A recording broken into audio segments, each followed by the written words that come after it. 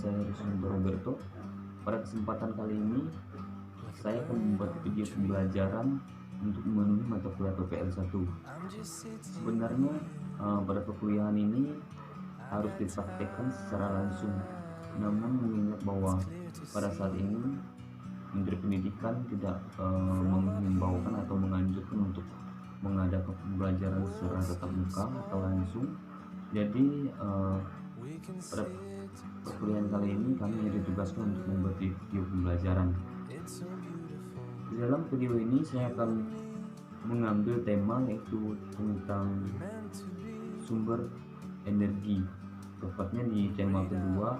Ini buku revisi tahun 2017, buku K13, selalu hemat energi. Tema yang saya ambil itu pada pembelajaran pertama, sumber energi. Di dalam pembelajaran pertama ini atau di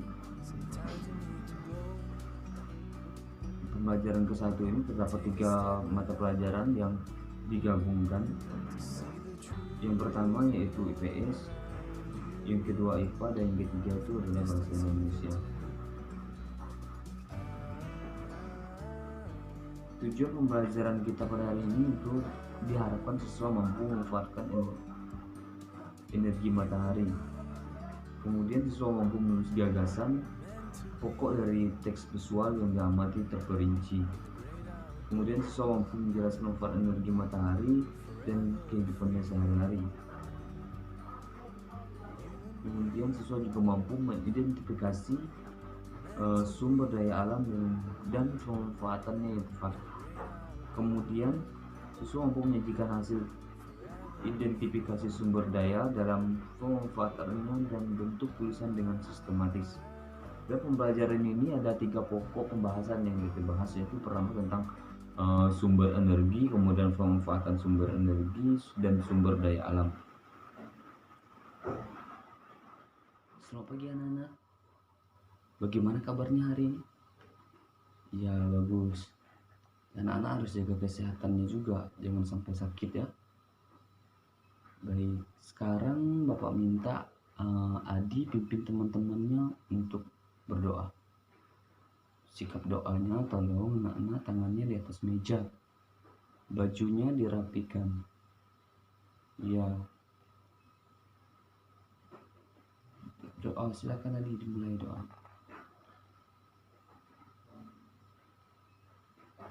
Sekarang Bapak akan cek kehadirannya. Presensinya mana? Oh, di atas meja ya. Hadir semua ya hari ini ya. Baik. Untuk materi kita hari ini, kita akan belajar tentang energi. Jadi anak-anak coba lihat bukunya di halaman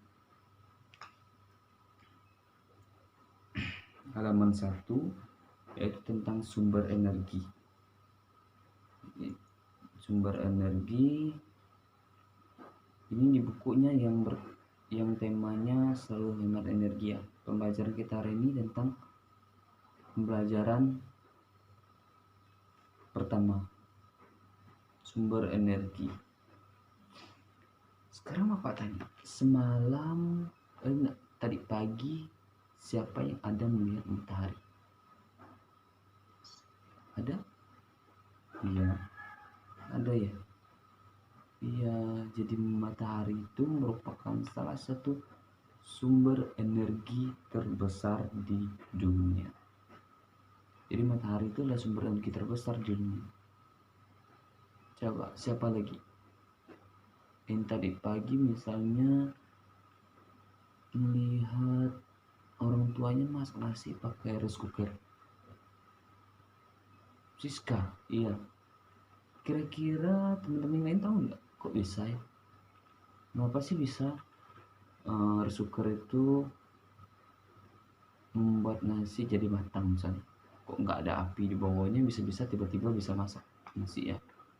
Berasnya bisa masak kemudian menjadi nasi dan untuk kita konsumsi. Kenapa? Ya, Ya, jadi hampir semua jawaban itu benar ya. Mengapa sih air suker itu bisa dibuat untuk memasak nasi? Karena apa sih kok apinya nggak ada di bawahnya gitu? Sedangkan biasanya kalau kita lagi masak menggunakan kayu bakar itu apinya kelihatan. Jadi inilah manfaatnya dari sumber energi tadi. Misalnya matahari juga bisa dimanfaatkan menjadi energi listrik. Energi listrik menghasilkan energi panas, dan energi panas itulah yang menciptakan atau menjadikan rice cooker itu bisa menanak nasi. Jadi itu ya untuk pembelajarannya, untuk awal untuk membuka pembelajaran. Sekarang anak-anak buka bukunya di halaman 1. Coba lihat di sini. Di halaman 1 ini ada gambar pohon, kemudian rumah, ada ibu-ibu yang sedang jemur pakaiannya, ada anak kecil dalam ranjang, ada bapaknya yang sedang mungkin olahraga mungkin di pagi hari. Jadi sini lihat, di sini kita lihat nih, ada matahari, kemudian pohon ini mengeluarkan energi, bukan energi ya, bukan energi ini. Matahari mengeluarkan energi panas, kemudian menyerap ke pohon, dan pohon ini mengeluarkan oksigen. Oksigen ini disebut O2. Kemudian dari bapak-bapak ini, di sini ada tulisan CO2. Ada tulisan CO2 berarti apa ini anak-anak? Ada yang tahu? Enggak ada. Ya, jadi ini ya. Jadi dalam siklus ataupun gambar ini dapat dijelaskan bahwa matahari ini memancarkan sinarnya ke bumi, kemudian didapati atau disinarkan ke tumbuhan ini, ke pohon ini. Jadi daun-daun ini mengeluarkan CO2. CO2 ini apa? Tadi ada yang tahu? Enggak ada. Ada? Ya, apa itu? Iya, CO2 ini biasanya disebut dengan oksigen. Kemudian CO2 itu apa? Ada yang tahu? Hah? Iya, CO2 ini karbon dioksida ataupun nafas yang sudah kita keluarkan dari mulut. Dia kalau oksigen ataupun udara yang masuk melalui hidung kita hirup itu merupakan oksigen. Kemudian setelah kita keluarkan, kita akan bernapas. Nah, yang dikeluarkan kita ini adalah merupakan CO2 atau karbon dioksida. Jadi ini termasuk udara yang tidak bagus. Di sini kita lihat matahari memiliki peran yang besar dalam kehidupan karena merupakan sumber energi terbesar di bumi. Panas matahari berpengaruh terhadap aktivitas manusia dan makhluk hidup lainnya di bumi. Ya, benar. Jadi ini apa yang Bapak jelaskan tadi, bahwa matahari ini merupakan suatu energi terbesar di bumi. Di bumi ini ada dua sumber energi, ada yang bisa diperbaharui, kemudian ada juga yang tidak bisa diperbaharui. Iya, matahari itu termasuk sumber matahari yang bisa diperbaharui atau tidak? Siapa yang bisa jawab? Ayo, sekarang anak-anak keluarkan pendapatnya. Iya, Roni udah melakukan pendapatnya. Sekarang siapa lagi yang berani melakukan pendapatnya? Nggak perlu Bapak tunjuk, kan di kurikulum ini guru hanya membimbing, mengarahkan dan meluruskan. Jadi anak-anak sekalian harus pandai-pandai, harus kreatif, harus berpikir kritis. Coba siapa lagi? Iya, jangan takut-takut. Jadi benar ya, ini Bapak jelaskan bahwa di dalam energi ini sebenarnya ada dua jenis energi. Ada energi yang bisa diperbaharui, kemudian ada juga energi yang tidak bisa diperbaharui. Kalau matahari itu bisa diperbaharui apa enggak sih sebenarnya? Iya, bisa. Karena apa? Karena sumber energi dari panas ini bisa kembangkan lagi menjadi energi-energi yang lainnya. Misalnya tadi listrik ini bisa nyala karena apa sih sebenarnya? Kemudian dari listrik ini dia bisa lagi dikembangkan menjadi energi panas, seperti sudah jelaskan di awal-awal tadi, awal pembelajaran, bahwa dari matahari dia memantulkan panas, kemudian dari energi panas itu dimanfaatkan kembali untuk mengubah menjadi energi listrik. Setelah energi listrik kemudian ada lagi menjadi energi panas kayak rice cooker tadi. Jadi itu adalah energi yang bisa diperbaharui. Angin juga termasuk energi yang bisa diperbaharui. Kenapa sih kok angin bisa diperbaharui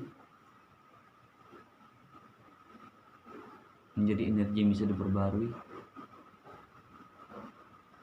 Iya, hampir sama seperti matahari, kayak misalnya di Belanda. Di Belanda itu yang terkenal dengan apa, anak-anak? Ada yang tahu? Enggak ada yang tahu. Iya, ada siapa? Jadi apa itu sebenarnya energi angin itu dimanfaatkan untuk apa, bisa kayak Belanda? Iya betul, kincir angin. Di sana di negara Belanda itu banyak sekali terdapat kincir angin yang digunakan untuk pembangkit listrik.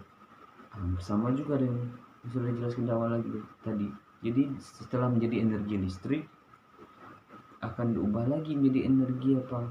Misalnya kayak panas, setrika misalnya.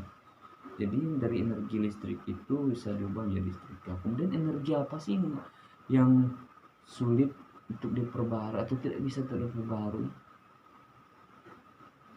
Kayak fosil ya, fosil itu sangat, dia sekali ambil misalnya kayak nggak ada lagi setelah habis itu.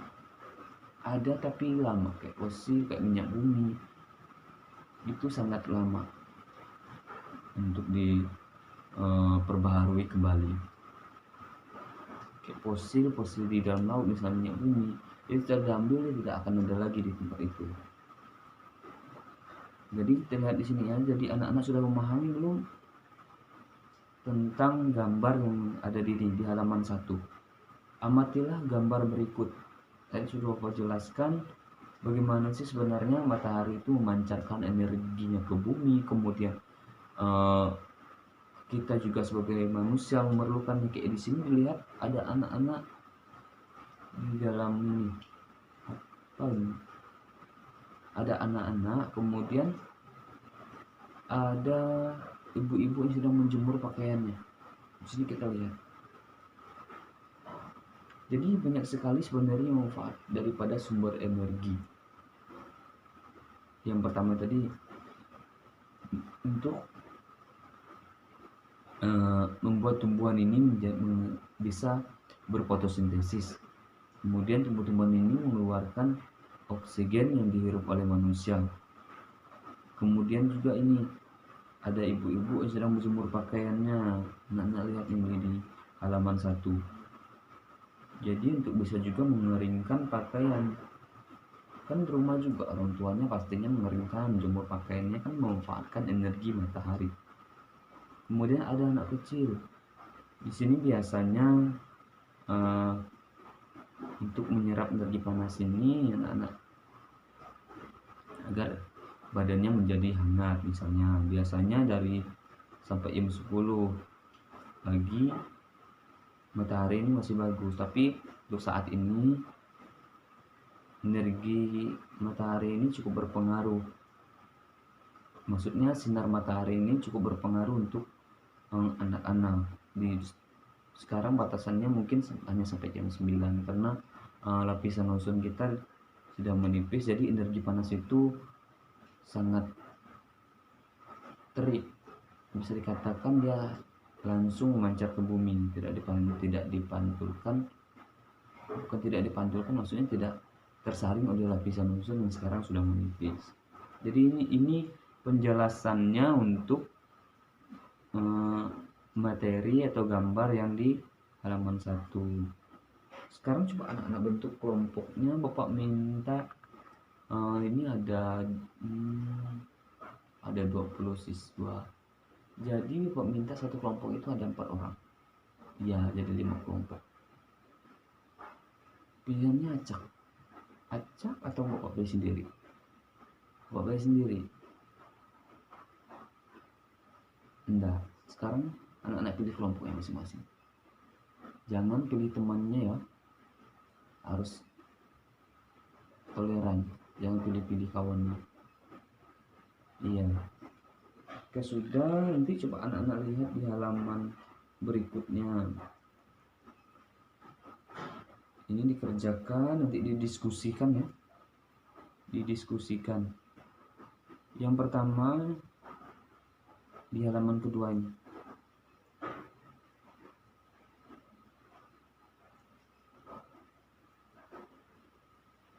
Di halaman kedua. Ini nanti ngerjakannya. Sekarang Bapak jelaskan, tapi duduknya tetap berkelompok. Iya, berkelompok. Sekarang di halaman ketiga.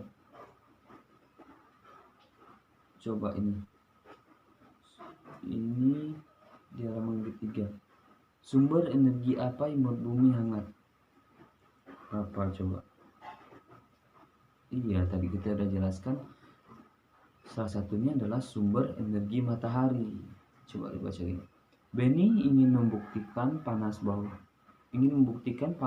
bahwa matahari sebagai sumber energi yang penting untuk kelangsungan makhluk hidup.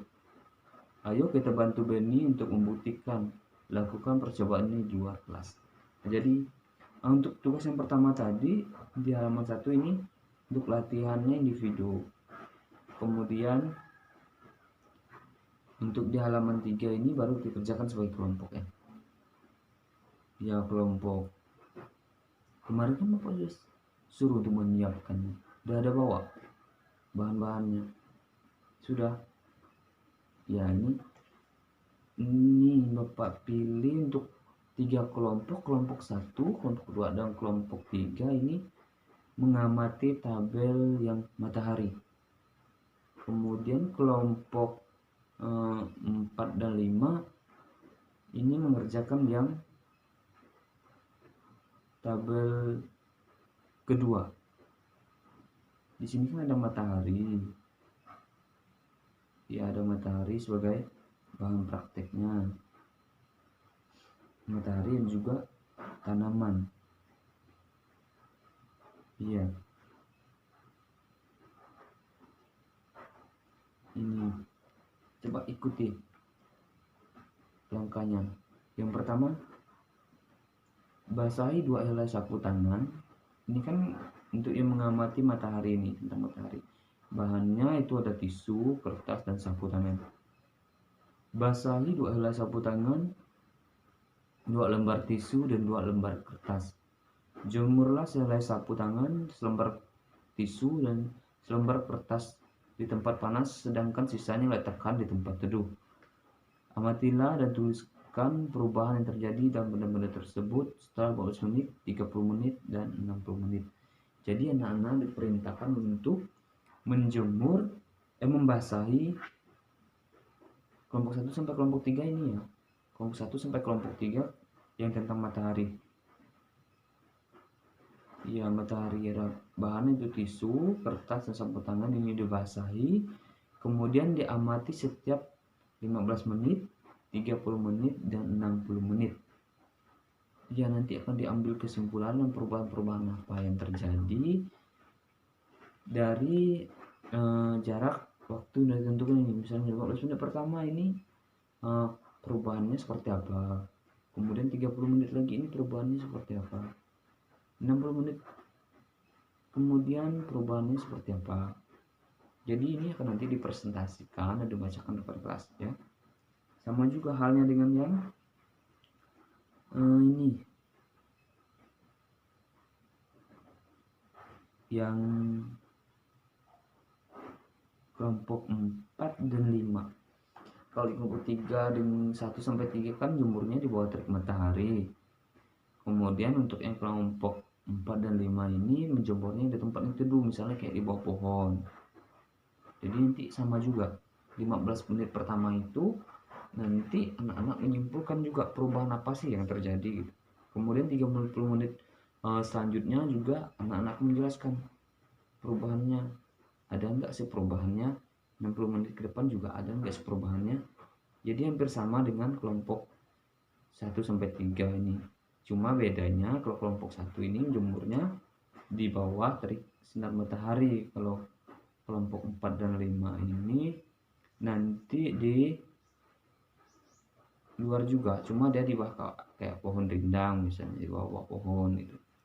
Jangan sampai terkena sinar matahari secara langsung.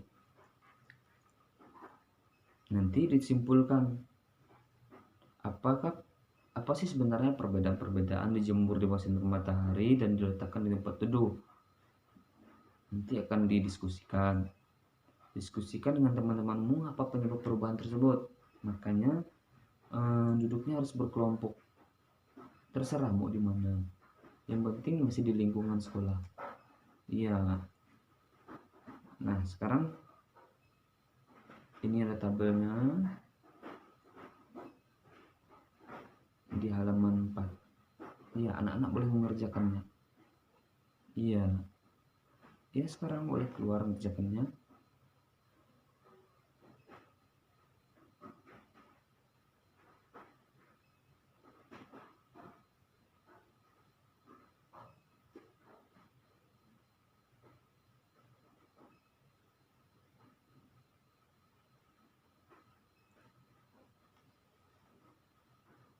Baik, sekian ya, anak-anak sudah mendengarkan penjelasan dan juga pemaparan dari teman-temannya. Kelompok 1 dan kelompok 3 hampir sama ya penjelasannya. Iya, untuk kelompok 4 dan 5 juga hampir sama. Apa sih perbedaannya setelah menjemur di bawah terik matahari secara langsung dan juga menjemur di tempat yang teduh? Tadi sudah dijelaskan juga oleh masing-masing kelompok kan. Kalau menjemur langsung di bawah sinar matahari itu dia akan cepat mengering. 15 menit pertama ini sekian, kemudian 30 menit dia hampir dah kering, kemudian 60 menit ke depannya dia sudah kering. Tapi kalau di tempat yang teduh, kemungkinan besar, bukan kemungkinan, memang akan mengalami perlambatan dalam mengeringkan sesuatu. Misalnya kemungkinan ini, di saat yang dijemur kain ataupun tisu yang dijemur di bawah matahari, dia sudah kering selama 30 menit, tapi di tempat yang teduh ini dia masih basah atau masih belum mengering. Jadi seperti itu perubahannya. Sekarang coba kita ini, Bapak minta Bayu untuk membaca ini, kisah Ali si biji energi. Coba dibacakan.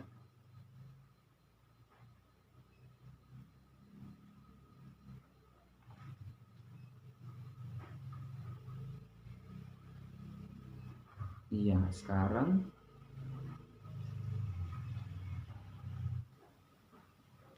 udah selesai ya. Udah. Jadi apa ini kesimpulan dari kisah Ali si biji energi? Di sini kan ini Alika menjelaskan bahwa dia ini menanam biji-bijian.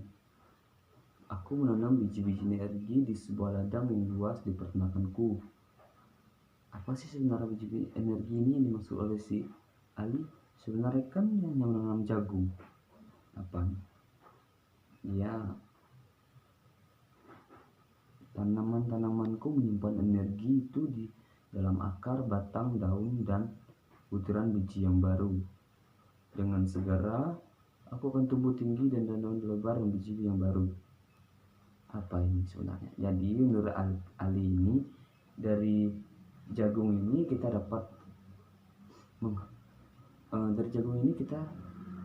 menghasilkan energi. Misalnya dari setelah kita memakan jagung ini, sama halnya dengan ini, pohon jagung ini, dia mendapat energi dari matahari, kemudian dia bisa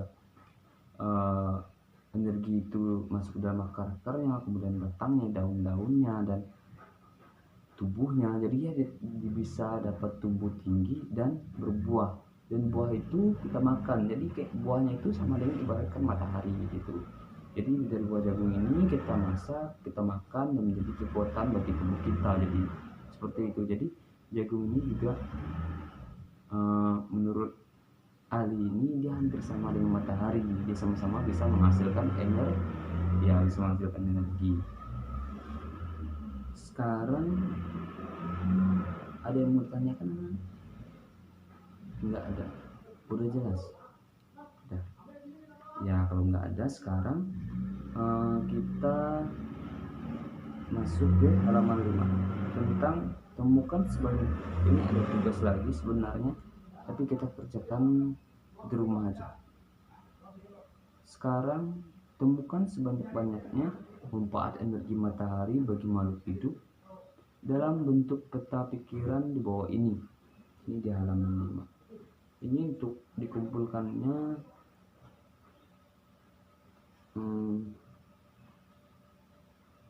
kayaknya waktu kita masih cukup untuk mengerjakannya, jadi anak-anak boleh mengerjakannya berkelompok juga. Nanti sampaikan juga hasilnya kepada teman-temannya. Iya.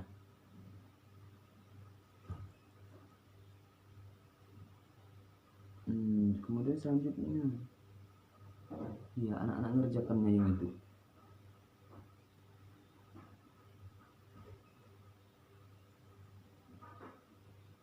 Kalau masih cukup waktu, nanti kita lanjutkan. Iya.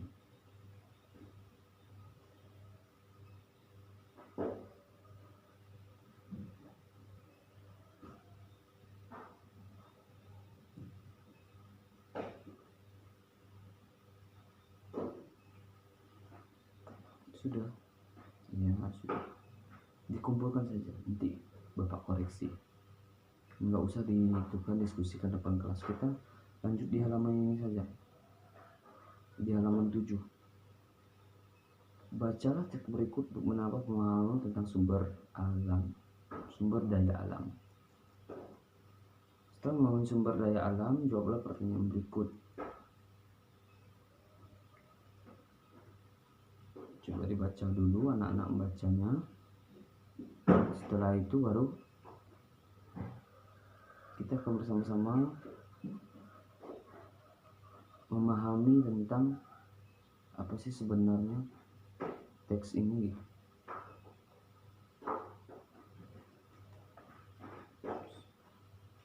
Dan sekarang udah selesai. Jadi kita di sini dikatakan bahwa Indonesia itu mempunyai sumber alam sangat melimpah.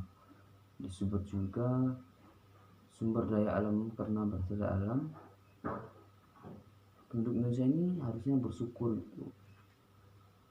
Mereka memiliki sumber daya alam yang sangat banyak, baik di laut, di darat.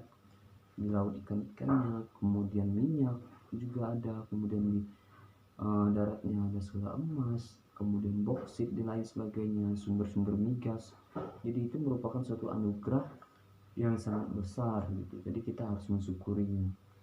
Ini sekarang kita jawab bersama-sama aja di pertanyaan di bawah teks ini. Setelah memahami sumber daya alam, jawablah pertanyaan berikut. Berdasarkan teks, berikan masing-masing contoh sumber daya alam yang dapat diperbarui dan tidak dapat diperbarui. Yang dapat diperbarui tadi itu kan ada matahari, kemudian angin. Yang tidak dapat diperbarui tadi apa? Kayak fosil, kemudian minyak, bumi. Jadi itu merupakan sumber daya alam yang bisa diperbarui, yang tidak bisa diperbarui. Sekarang berilah 3 contoh lain sumber daya alam yang dapat dan tidak dapat diperbarui di luar teks ini katanya.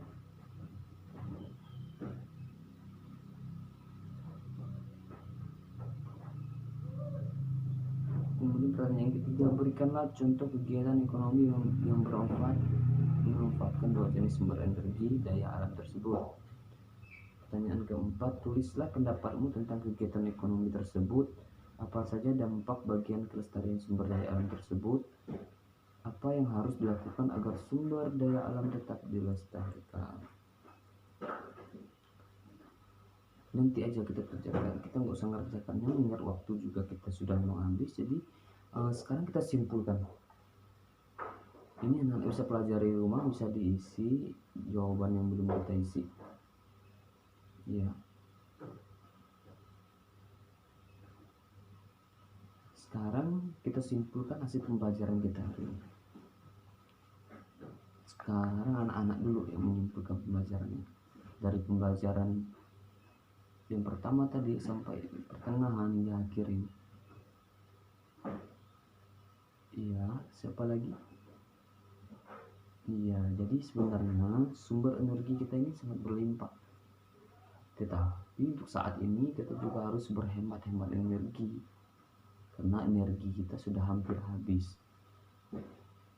Diharap bahwa setelah mempelajari ini anak-anak bisa berhemat energi, kemudian memanfaatkan energi-energi yang ada, menjaga tanaman-tanaman, menjaga tumbuh-tumbuhan, karena disebutkan tadi seperti di halaman pertama itu kan tumbuhan sebuah tanaman itu menghasilkan kayak tumbuhan daun-daun misalnya, dia mengeluarkan oksigen, kemudian oksigen itu untuk kita bernapas ya. Kemudian juga tumbuhan kayak jagung, dia juga bisa menghasilkan energi, memberi kita energi untuk bekerja, untuk belajar sekarang. Jadi itu sebenarnya kesimpulan dari pembelajaran kita hari ini. Ada yang mau ditanyakan? Nggak ada. Ya, jika tidak ada, baik. Untuk pembelajaran hari ini Bapak rasa cukup sampai di sini. Kurang lebihnya Bapak mohon maaf. Jangan lupa belajar di rumah untuk materi selanjutnya. Ya, di halaman selanjutnya. Itu kita materi selanjutnya. Nanti belajar di rumah. Iya. Sekarang kita tutup dengan doa. Tadi sudah dipimpin oleh Adi, sekarang yang perempuan Ria. Ria pimpin doanya.